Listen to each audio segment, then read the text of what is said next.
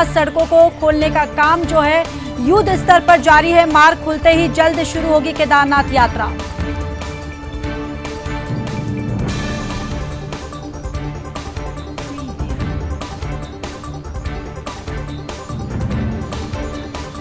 हर घर तिरंगा तहत कपकोट में बीजेपी की बैठक हुई। बैठक में विधायक सुरेश गढ़िया ने सभी के हर घर तिरंगा फहराने का निवेदन किया। युवा मोर्चा 17 अगस्त को निकालेगी बाइक रैली।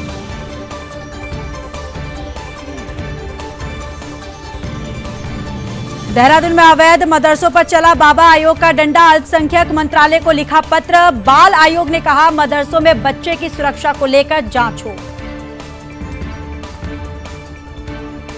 और नैनीताल में मानसून से सबसे अधिक पीडब्ल्यूडी और सिंचाई विभाग को हुआ नुकसान। डीएम नैनीताल ने सभी विभागों को दिए नुकसान के आकलन के निर्देश। अधिकारियों को अलर्ट पर रहने के आदेश।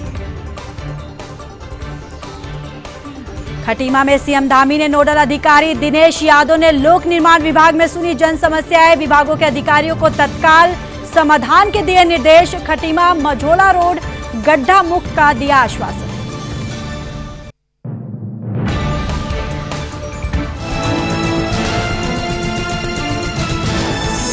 आप देख रहे हैं सुदर्शन न्यूज। नमस्कार, आप देख रहे हैं सुदर्शन न्यूज। मैं हूं आपके साथ ज्योति यादव। चलिए बुलेटिन की शुरुआत करेंगे उत्तराखंड की खबरों के साथ। उत्तराखंड राज्य के मुख्यमंत्री पुष्कर सिंह धामी के गृह क्षेत्र और कर्मस्थली खटीमा में लोक निर्माण विभाग खटीमा के अतिथि गृह में मुख्यमंत्री के नोडल अधिकारी दिनेश यादव ने जन समस्याओं को सुनकर उनका मौके पर निस्तारण किया है। वहीं जिन जिन समस्याओं का निराकरण नहीं हो रहा था उनका निराकरण करने के लिए संबंधित विभागों के अधिकारियों को निर्देशित किया गया। आपको ये भी जानकारी देते चले कि लोगों ने कई जगह जल भराव की समस्या के बारे में अवगत करवाया, जिसका निदान करवा दिया गया है। पानी की समस्या भी नोडल अधिकारी दिनेश यादव के सामने रखी गई, जिसका संबंधित विभाग से संपर्क कर निदान करवाया गया। लोग अपने अपने ग्रामों के बारे में तमाम समस्याएं लेकर नोडल अधिकारी दिनेश यादव के पास लोक निर्माण विभाग खटीमा के अतिथि गृह में पधारे और नोडल अधिकारी दिनेश यादव ने बड़ी शालीनता के साथ सुना और उनका निवारण करवाने के लिए संबंधित विभागों के अधिकारियों को निर्देश देते हुए तत्काल समाधान के निर्देश दिए। आपको ये भी बताते चले कि दिनेश यादव चौथे शनिवार रविवार को लोक निर्माण विभाग खटीमा में जनता दरबार लगाकर जन समस्या को सुनते हुए और मौके पर उनकी जो समस्या है उसका निस्तारण भी करवाते हुए पूर्व जिला उपाध्यक्ष बीजेपी रमेश जोशी ने खटीमा से मझोला रोड, जो कि पीडब्ल्यूडी से राष्ट्रीय राजमार्ग हल्द्वानी को ट्रांसफर हुई है, रोड की हालत बहुत ही बुरी है, जगह जगह गड्ढे हो चुके हैं। उसके बारे में नोडल अधिकारी दिनेश यादव से रोड को मरम्मत के लिए तत्काल कार्रवाई करने के लिए बातचीत की गई। दिनेश यादव ने उच्च अधिकारियों से बात करते हुए आश्वासन दिया है कि जल्द ही खटीमा मझोला रोड गड्ढा मुक्त हो जाएगा। तो ये पूरी खबर उत्तराखंड खटीमा से है, जहां पर खटीमा उधम सिंह नगर नोडल अधिकारी ने लोक निर्माण विभाग की समस्याएं सुनी हैं और कई जो ऐसे समस्या है जिनका मौके पर निस्तारण किया है। बाकी जो समस्या है उसको तत्काल उसके समाधान करने के लिए यहां नोडल अधिकारी के द्वारा निर्देश दिया गया है। और हर चौथे शनिवार रविवार लगता है ये जनता दरबार, जहां खटीमा मझोला रोड गड्ढा मुक्त का यहां पर आश्वासन भी दिया गया है नोडल अधिकारी के द्वारा।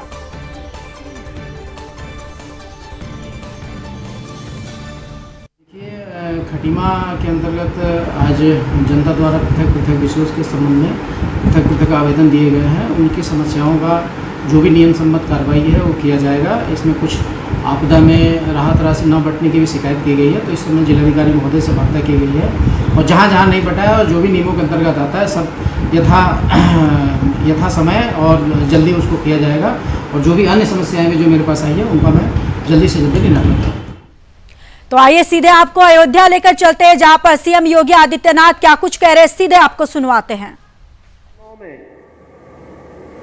कोटि कोटि नमन करते हुए, इन पूज्य संतों के भी श्री चरणों में नमन करते हुए, मैं इन पूज्य संतों की साधना को मूर्त रूप देने के लिए, जिन्होंने आज न केवल जगत गुरु के रूप में धर्म जागरण के एक बृहद कार्यक्रम को अपने हाथों में लिया है, बल्कि धर्म जागरण के साथ ही अत्याधुनिक शिक्षा हमारे वर्तमान पीढ़ी को प्राप्त हो, इस कार्य को भी अपने हाथों में लेकर के इस अभियान के साथ जुड़े हुए हैं। ऐसे पूज्य संत जगतगुरु रामानुजाचार्य, पूज्य स्वामी श्रीधराचार्य जी महाराज का मैं हृदय से अभिनंदन करता हूं। उन्हें हृदय से कोटि कोटि धन्यवाद देते हुए साधुवाद देता हूं। बहनों और भाइयों, जब संतों की साधना मूर्त रूप लेती है तो ऐसे संस्थान हम सबको देखने को मिलते हैं। याद करिए, आज से 10 वर्ष पहले, 15 वर्ष पहले क्या इस प्रकार के मूर्त विग्रह आपको दिखाई देते थे? संभवतः नहीं। लेकिन गांव में भी नर्सिंग की शिक्षा हो, पैरामेडिकल की शिक्षा हो, फार्मेसी की शिक्षा हो, और वहां भी शिक्षा ऐसी जो एएनएम करेगा, जीएनएम की यहां पे डिप्लोमा लेगा, बीएससी नर्सिंग करेगा, बी फार्मा करेगा, या कोई भी ऐसा पैरामेडिकल का कोर्स यहां पे करेगा, 100% यानी 100% उसको जॉब की गारंटी होती है, नौकरी की गारंटी होती है। इस प्रकार के कार्यक्रम को संचालित करना यह पूज्य संतों के आशीर्वाद के बगैर संभव नहीं हो पाता है। और मैंने इसीलिए कहा, जब गुरु मूर्तियों की और पूज्य संतों का आशीर्वाद और उनकी साधना मूर्त रूप लेती है तो वह लोक कल्याण का माध्यम ऐसे ही बनता है जैसे अयोध्या विद्यापीठ के माध्यम से संचालित ये पाठ्यक्रम आज यहां पर कर रहे हैं। और आज उसी कार्यक्रम के लिए मेरे कार्यक्रम और जगह थे, लेकिन मैं अभी 2 दिन पहले ही अयोध्या आया था।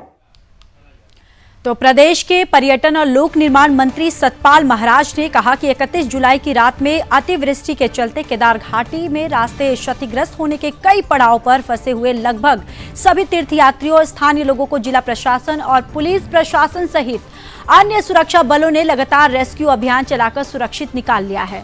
केदारनाथ पैदल मार्ग और हाईवे को जल्द ही सुचारू करने के लिए राज्य सरकार युद्ध स्तर पर कार्य जो है यानी काम जो है वो कर रही है लगातार, और मार्ग खुलते ही दोबारा केदारनाथ यात्रा जो है वो शुरू हो जाएगी। उन्होंने कहा कि मुख्यमंत्री धामी और उन्होंने हाल ही में आपदाग्रस्त क्षेत्रों का दौरा करने के दौरान हर स्तर पर सभी लोगों को सुरक्षित रेस्क्यू करने के साथ साथ भोजन पानी की व्यवस्था के लिए अधिकारियों को निर्देशित किया था। उन्होंने आगे कहा कि पूरे रेस्क्यू अभियान की लगातार मॉनिटरिंग की जा रही है। कैबिनेट मंत्री सतपाल महाराज ने आगे कहा है कि केदार घाटी के कई पड़ावों में फंसे श्रद्धालुओं और तीर्थ यात्रियों को सुरक्षित रेस्क्यू करने के साथ साथ एसडीआरएफ और एनडीआरएफ ने लगभग सभी लोगों को निकाल लिया है, लेकिन इसके बावजूद भी टीमें अभी भी केदारनाथ, लिंचौली, भीमबली, सोनप्रयाग, सिरसी, गुप्तकाशी और चैमासी सहित अन्य पड़ाव में सर्च ऑपरेशन जो है वो लगातार चला रही है। रेस्क्यू ऑपरेशन के दौरान जहां बीकेटीसी, स्थानीय जनप्रतिनिधियों, व्यापारियों का भी पूरा सहयोग जो है वो लगातार मिल रहा है। राहत और बचाव कार्य में वायुसेना के चिनूक और MiA-17 हेलीकॉप्टर ने भी विशेष भूमिका निभाई। दूसरी ओर विपक्ष संकट की इस घड़ी में सहयोग करने के बजाय सरकार पर दोषारोपण की राजनीति करता रहा है।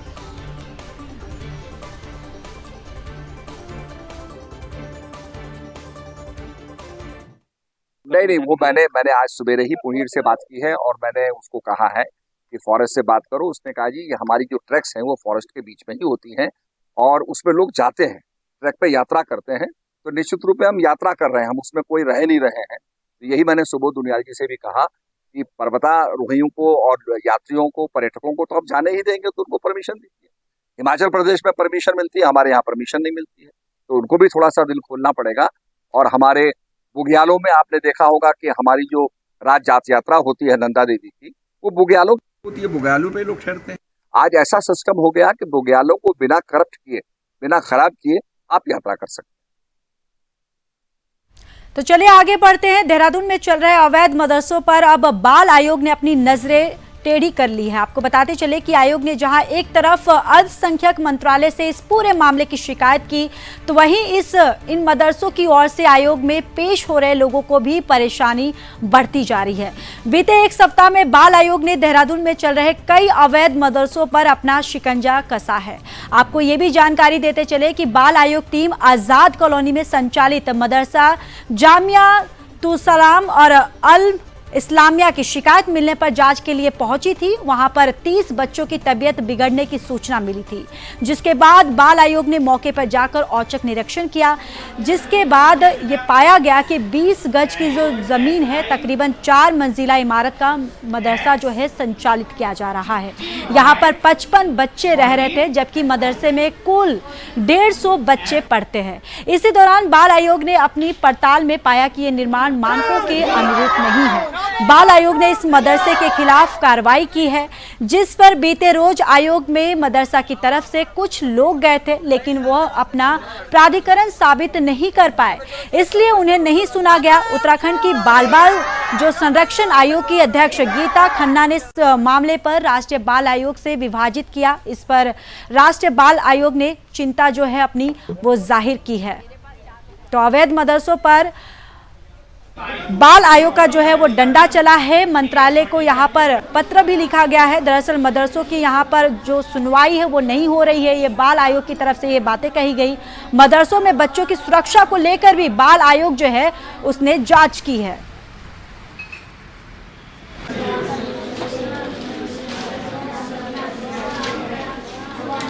देखिए, आज जो लोग कागज़ छोड़ने आए थे, क्योंकि पहले वो अंदर आए थे कि हम उनको रिप्रेजेंट करने आए हैं, क्योंकि उनके पास कोई कागज़ नहीं था, तो हमने उनको सुनवाई में बिठाया नहीं। पर वो भी ऐसे बोल रहे थे कि देखिए जी, हमारे पास तो एडीएम साहब आए थे, हमारे रईस साहब ने बता दिया कि नहीं ऐसा कुछ नहीं है, हमें मालूम है मस्जिद में तो आप गए ही नहीं, क्योंकि हम मस्जिद में गए ही नहीं ना। जहाँ कुरान पढ़ाई जा रही थी वहाँ हम प्रवेश करें, जहाँ मस्जिद थी वहाँ हमने प्रवेश नहीं करा, तो हमने कुछ गलत नहीं करा। वहाँ से कुछ राजनीतिक पार्टियाँ जरूर इस तरह का मसला कर रही हैं कि साहब हम किसी धर्म विशेष के स्थापन करिए। अल्पसंख्यक को लिखा नहीं, हमने करी है, सीसीबी करी है। फिर वो लोग करेंगे ना। मेरे पास 4 लोग किसको लिखा आपने? समाज कल्याण।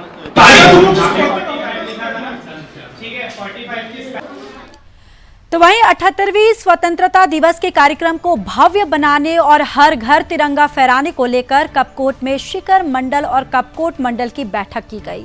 यहां विधायक सुरेश गढ़िया ने सभी से हर घर में तिरंगा फहराने को निवेदन किया।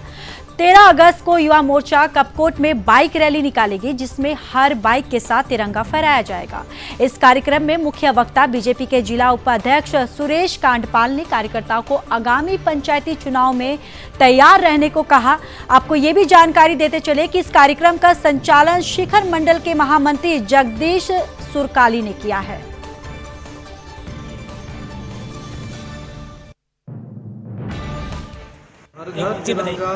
घर घर तिरंगा के निमित्त कपकोट मंडल और शिखर मंडल की संयुक्त बैठक में हमारे बीच में सभी भारतीय जनता पार्टी के वरिष्ठ नेतागण और भारतीय जनता पार्टी के संयोजक और सभी मंडलों के पदाधिकारीगण और गांव से आए हुए सभी भारतीय जनता पार्टी के कार्यकर्ता और हमारे युवा मोर्चा की टीम बहुत उत्सुक है कि हम हर घर तक तिरंगा झंडा पहुंचाएंगे। जो भारत माता की आन बान शान है उसको लगातार घर घर तक पहुंचाने के साथ उसको बनाए रखने के लिए हम आतुर हैं और हमारे भारतीय जनता पार्टी के सभी पदाधिकारीगण बहुत रुचि के साथ यहाँ पहुँचे हैं। तो मैं देश के यशस्वी प्रधानमंत्री माननीय नरेंद्र भाई मोदी जी और उत्तराखंड के यशस्वी मुख्यमंत्री माननीय पुष्कर सिंह धामी जी का बहुत आभार व्यक्त करना चाहूँगा कि और पार्टी के राष्ट्रीय अध्यक्ष जी का, प्रदेश अध्यक्ष जी का, कि उन्होंने जो ये योजना बनाई है कि हम घर घर तक तिरंगा पहुंचाने का काम करेंगे और उसको फहराने का भी काम करेंगे और यहाँ बहुत बड़ी बाइक रैली भी होने वाली है। अब खबरों में मानसून की बात करेंगे। मानसून से अब तक नैनीताल जिले में सबसे अधिक ज्यादा नुकसान सिंचाई विभाग और लोक निर्माण विभाग की संपत्ति को हुआ। अभी तक के आकलन के मुताबिक परिसंपत्तियों के कुल 35 करोड़ के नुकसान का आकलन जो है वो सामने आया। डीएम नैनीताल मुताबिक सभी विभागों को लगातार नुकसान का आकलन करने के निर्देश दिए गए। एस्टीमेट बनाकर मानसून के बाद नए सिरे से कंस्ट्रक्शन कार्य जो है यानी कंस्ट्रक्शन का जो काम है वो शुरू करने के लिए कहा गया है।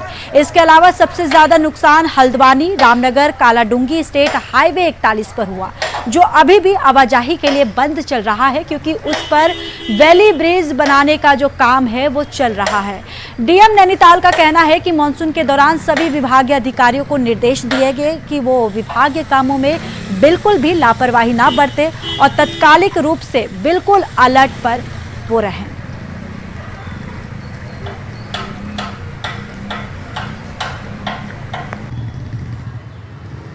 हमारे यहाँ आपदा में ऐसा सीवियर जो लॉस है वो कहीं नहीं हुआ है इस बार मॉनसून में अभी तक। जहाँ भी हमारी जो परिसंपत्तियाँ डैमेज हुई हैं विभागों की, उसमें सबसे ज़्यादा इरिगेशन और पीडब्ल्यूडी के डैमेजेस सामने आए हैं। लगभग 30-35 करोड़ की अभी एनालिसिस रिपोर्ट हमारे पास आ गई है जो विभागों की परिसंपत्तियाँ डैमेज हुए हैं। लगातार असेसमेंट विभाग कर रहे हैं अपना और एस्टिमेट्स वगैरह बनाकर उसके रिकन्स्ट्रक्शन के लिए भेज रहे हैं। हमारे जनपद में जो राज्य मार्ग हैं वो प्रभावित है। कालाढूंगी राज्य मार्ग है हमारा, वो प्रभावित है। इसके अलावा एक रोड है देवीपुरा सौड़ रोड है जो काफ़ी लंबे समय से प्रभावित है। अन्य जो ग्रामीण मार्ग हैं वो जब भी बरसात होती है मलबा वगैरह आता है वहाँ मशीनें लगी हुई हैं और उसको खोल रही हैं। विभागीय अधिकारियों को भी और जो प्रशासन के ऑफिसर्स हैं उनको भी ये निर्देश स्पष्ट रूप से दिए गए हैं, जब भी इस तरह के अलर्ट आते हैं या किसी प्रकार की कोई घटना होती है तो रिस्पॉन्स टाइम को कम से कम रखा जाए। तो अब बात रामनगर की कर लेते हैं। रामनगर में बीते शुक्रवार की देर रात अपने घर के आंगन में खेल रही 6 साल की बालिका को घर में ही कोबरा सांप ने डस लिया। इसके बाद इस बालिका की दर्दनाक मौत हो गई। घटना के बाद जहां एक और परिजनों में कोहराम मचा हुआ तो वहीं मौके पर पहुंची वन विभाग की टीम ने बालिका को डसने वाले कोबरा सांप को भी रेस्क्यू कर लिया।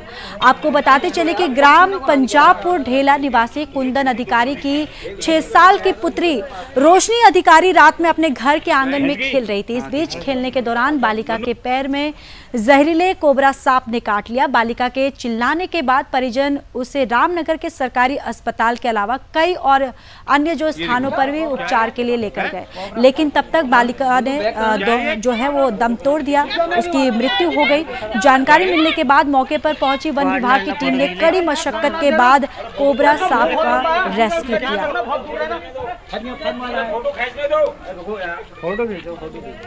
तो एक बार फिर सांप के काटने से एक मासूम 6 साल की बच्ची जो है उसकी मृत्यु हो गई है। बच्ची की उम्र जो है ना, बच्ची का नाम जो है रोशनी अधिकारी और उसकी उम्र 6 साल और ढेला रामनगर। और क्या हुआ उसके साथ जो है जो हादसा वो सांप ने उसको काट दिया। आंगन में खेल रही थी वो और उसके बाद हम हॉस्पिटल पर आए। हॉस्पिटल पर आने पे जो है उसको जो है ना इंजेक्शन ना कुछ ट्रीटमेंट मिला जिससे उसकी मृत्यु हो गई।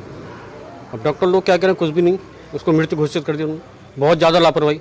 आ गया ये देखो क्या है मन्नू बैग कहाँ है? क्या है ये? तो चलिए खबरों में आगे बढ़ते। बागेश्वर में पटरी से उतर चुकी स्वास्थ्य व्यवस्थाओं से आक्रोशित होकर कांग्रेस पार्टी ने नगर व्यापार मंडल बागेश्वर के अध्यक्ष कवि जोशी के नेतृत्व में सभी जनप्रतिनिधियों का पुतला दहन किया। आपको बताते चले कि बागेश्वर का जिला अस्पताल कमीशन खोरी का अड्डा बन गया है। बिल्डिंग की मरम्मत के नाम पर करोड़ों का बजट जो है वो खपाया जा रहा है। डॉक्टरों की मानसिकता मानवता की सेवा के बजाय स्थानीय नेतागिरी और दवाओं के दलाली में सिमट कर रह गया। तनख्वाह के रूप में लाखों रुपए लेने वाले डॉक्टर साधारण इलाज भी नहीं कर पा रहे हैं। रेफर सेंटर के नाम से बदनाम जिला अस्पताल बागेश्वर की दशा सुधारने के बाद भ्रष्टाचार के भेंट चढ़ गए हैं और जनता त्राहिमाम कर रही है।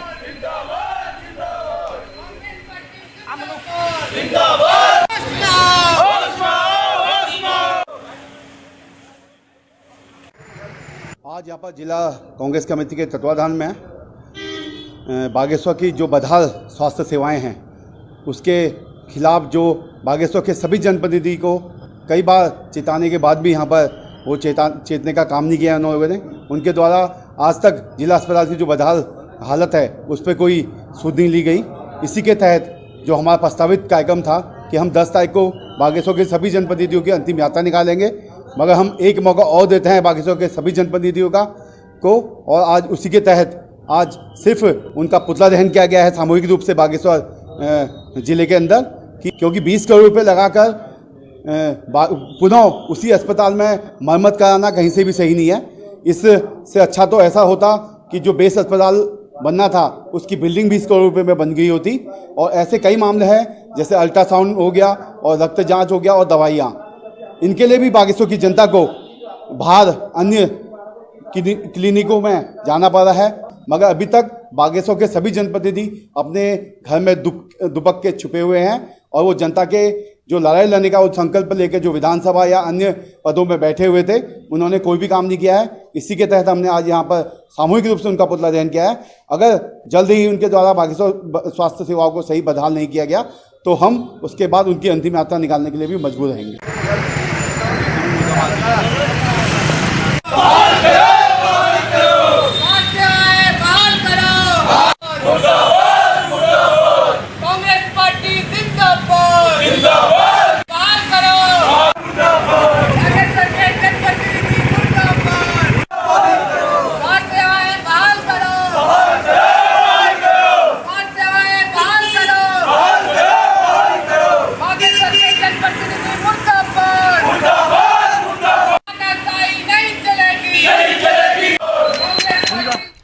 तो चौबट्टाखाल विधानसभा के बोराखाल ब्लॉक के तिलू रतौली जन्मोत्सव कार्यक्रम को लेकर आदर्श राजकीय प्राथमिक विद्यालय बोराखाल में हंस फाउंडेशन की ओर से 500 महिलाओं को छाता देकर सम्मानित किया गया। इस मौके पर पूर्व ब्लॉक प्रमुख पकोढ़ा सुरेंद्र रावत ने कहा कि इस फाउंडेशन की ओर से भोले जी महाराज और माला मंगल की ओर से इतिहास को याद करते हुए तिलू रतौली जन्मोत्सव मनाया गया और क्षेत्र की महिलाओं को सम्मानित करते हुए उन्हें गौरवशाली इतिहास के प्रति जागरूक किया गया। इस मौके पर पूर्व प्रमुख ने कहा कि हंस फाउंडेशन की ओर से प्रदेश नहीं देश भर में सामाजिक क्षेत्र में कई उत्कृष्ट कार्य जो है वो किए जा रहे हैं, जिसके तहत क्षेत्र में मानव सेवा को लेकर सतपुली के चमोली शहर और हंस अस्पताल अपनी अहम भूमिका निभा रहा है। उन्होंने कहा कि माता मंगला ने महिला के सम्मान को लेकर दिए गए निर्देश के तहत वीरबाला तिलू रतौली के जन्मोत्सव पर महिलाओं को विशेष रूप से सम्मानित करने की जिम्मेदारी जो है वो सौंपी और कहा कि मातृभूमि की रक्षा करने का जज्बा जो है वो नई पीढ़ी को तिलू रतौली से सीखना चाहिए।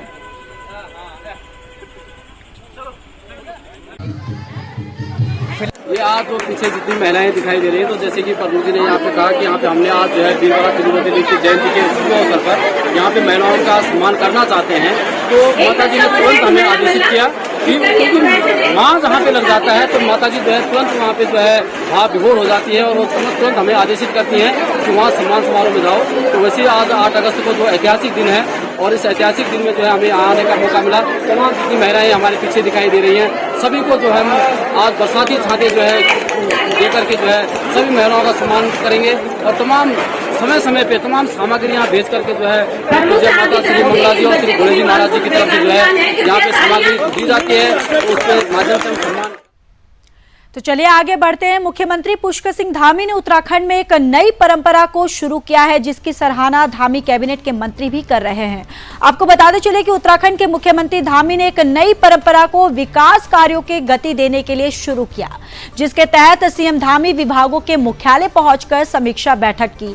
पहले सूचना निदेशालय और उसके बाद जलागम मुख्यालय पहुंचकर सीएम धामी ने बड़ा संदेश दिया कि जिसमें अब केवल विभागों की समीक्षा बैठक सचिव सचिवालय में नहीं होगी, बल्कि मुख्यालय में पहुंचकर शासन के अधिकारियों के साथ मुख्यमंत्री कैबिनेट जो है उनकी बैठक करेंगे। और उत्तराखंड में ऐसे पहली बार देखने को मिल रहा है जब मुख्यमंत्री मुख्य सचिव की मौजूदगी में बड़े अफसरों के साथ किसी विभाग के मुख्यालय में पहुंचकर समीक्षा बैठक कर रहे हैं। मुख्यमंत्री धामी का कहना है कि मुख्य सेवक के नाते उन्होंने इसलिए ये पहल शुरू की ताकि सभी विभागों के मुख्यालय भी एक्टिव हो।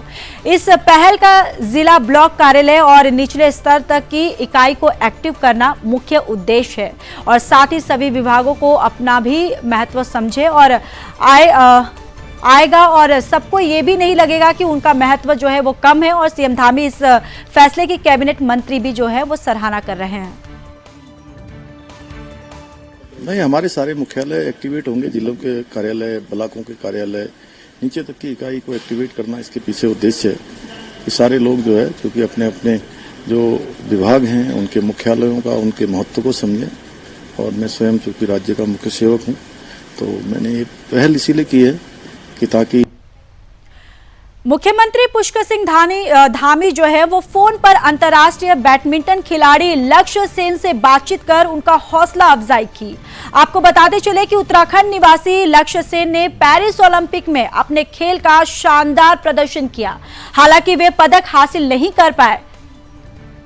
लक्ष्य कैसे हो? बस मैं अच्छा हूँ यार। आ गए वापस क्या? अच्छा, तो कहाँ हो अभी? अच्छा, बेंगलोर में। बहुत अच्छा खेले यार, कोई बात नहीं है, निराश नहीं होने की जरूरत है। हाँ, अभी बहुत आगे, अभी आगे जाना है, दूर जाना है ना, बहुत दूर जाना है अभी। हाँ बिल्कुल भी जो है कोई बोझ नहीं रखना मन पर कि जो है थोड़ा रह गए अभी तो पीछे, है ना।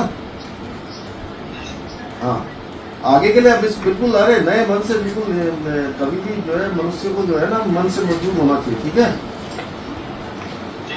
हाँ, नमस्ते, कैसे हो भाई? मैं ठीक हूँ, ठीक है सब।